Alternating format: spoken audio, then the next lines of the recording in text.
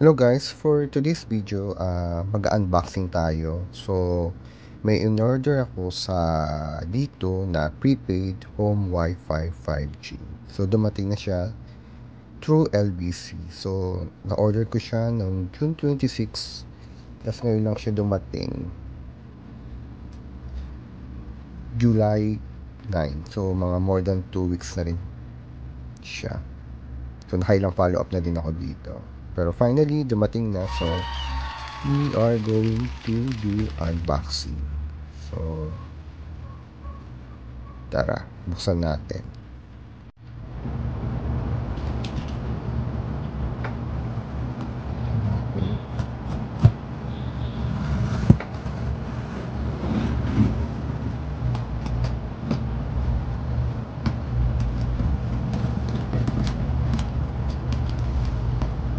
So, if you're using cutter, do it carefully. Yes. And unboxing is not my thing.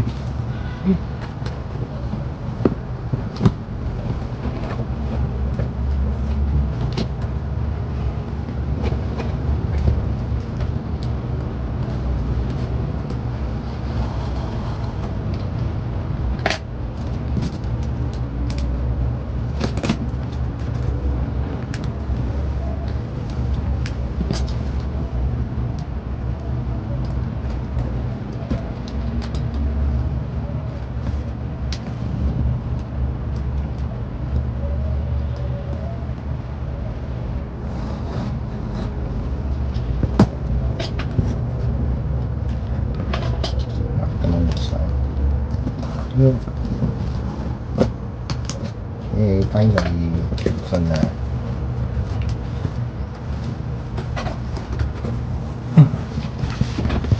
So, ito yung nasa loob.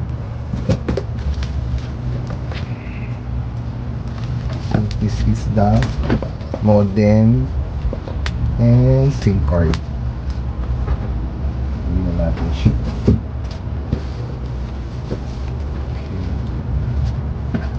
Okay naman yung pagka-bubble wrap. So, natin. Ano ba? Sige tayo sisimula.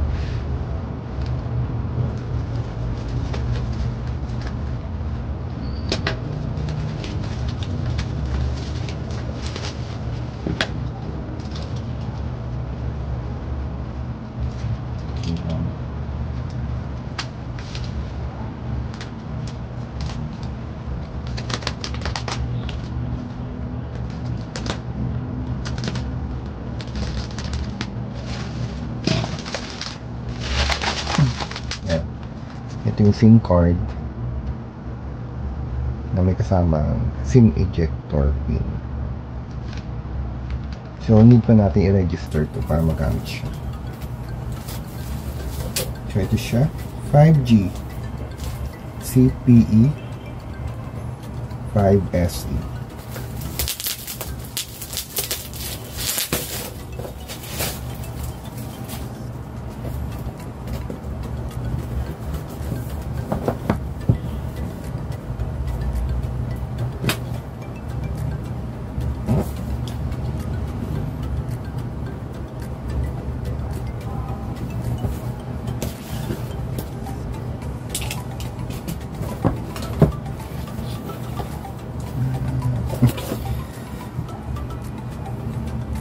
Scan the QR code to download the app.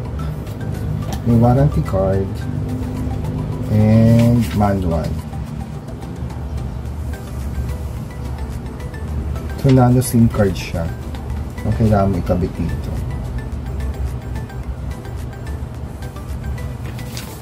And the actual modem.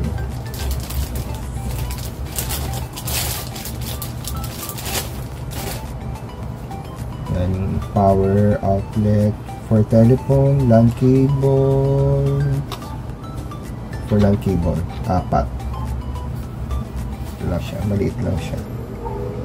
So 5G na siya, prepaid.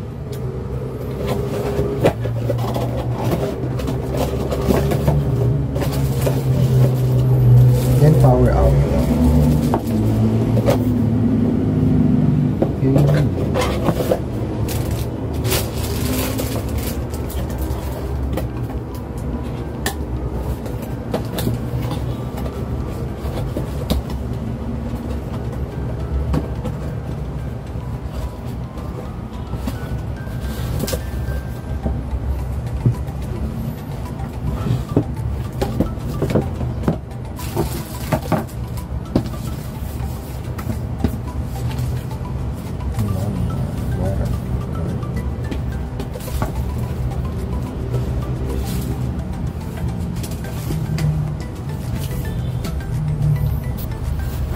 So, ito lang yung kasama niya.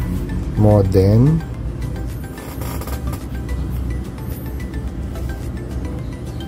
Power outlet. Warranty card, manual, and SIM card. So, re-register ko muna yung date. So guys, ito na yung D2 5G prepaid Wi-Fi.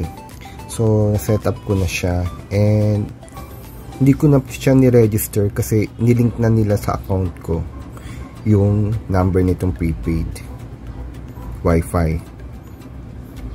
So ngayon, mag-speed test tayo. So yung reception is depende pa rin talaga sa location ng modem nyo, kung saan siya makakasagad ng Wi-Fi. Pag masyadong enclosed area, most likely, kung sa enclosed area siya, most likely mahina yung Wi-Fi signal niya o yung internet nyo.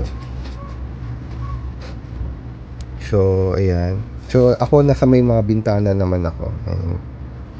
So hopefully malakas siya. So ito na, let's pindot the go for speed test.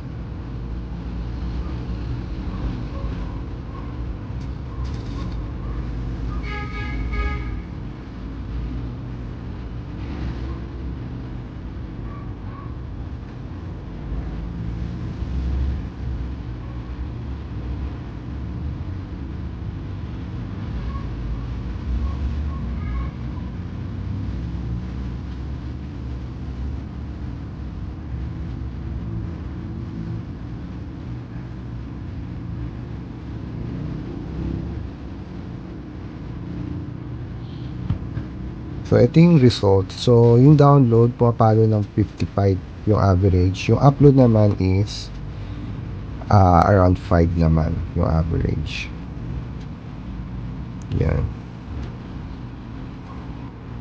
So, siguro kung if mag-upload ka ng mga files sa mga mabibigan, medyo matatagalan. Pero for casual browsing lang naman and working na hindi naman heavy, I think this is pwede na.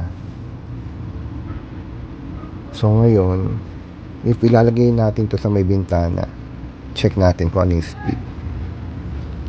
So lagay natin sa may bintana para mas okay yung kuha niya ng signal ng 5G. Let's do this. Let's try ulit natin yung go. Yung reflection ng ilaw, nagre-reflect. Oops, ako may nakita.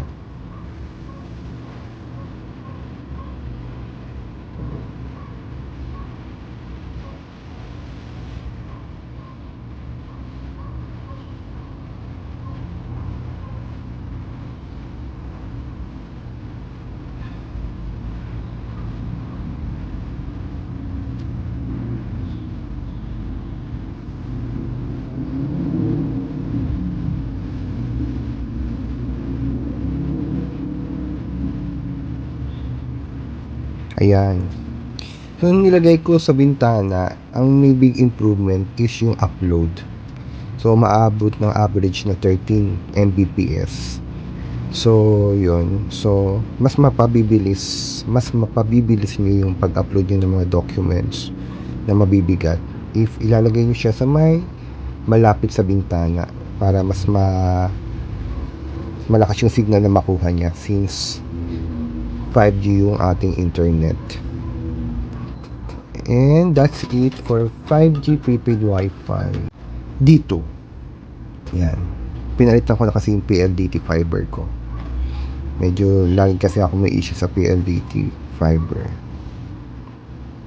Okay guys, thank you for pagsama sa unboxing and testing ng Dito Wi-Fi prepaid 5G. Dito 5G prepaid Wi-Fi. Halo-halo yung mga words. Okay, thank you. So, okay guys, don't forget to subscribe to my channel and click the like button. Thank you.